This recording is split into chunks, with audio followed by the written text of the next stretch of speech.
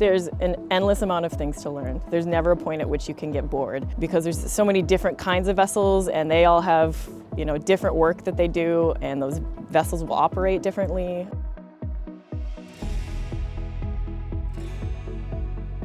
My name is Charlie Seibel, and I'm the first mate of the research vessel Rachel Carson.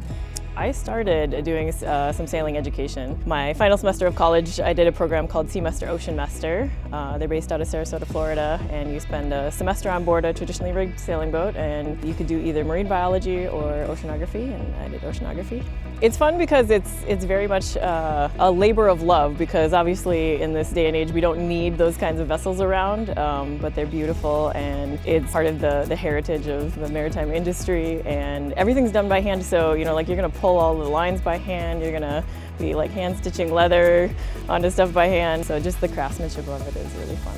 If you do want to get into the maritime industry, there's a couple different ways to do it. One is get involved with a maritime institute, which can really bring you from no experience to being a licensed operator or a crew member on a vessel of any size. Another way is kind of the way I've done it, is go down on the docks, find a boat that's going out or is going to go out, get a job working as crew member.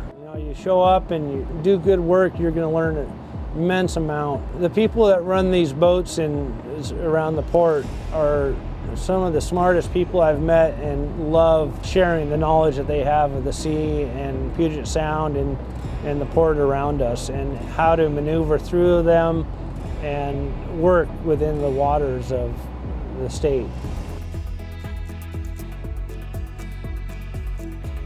It's not a short-term job if that's what you're looking for. It's something that you could do for years and years and years. The camaraderie is great.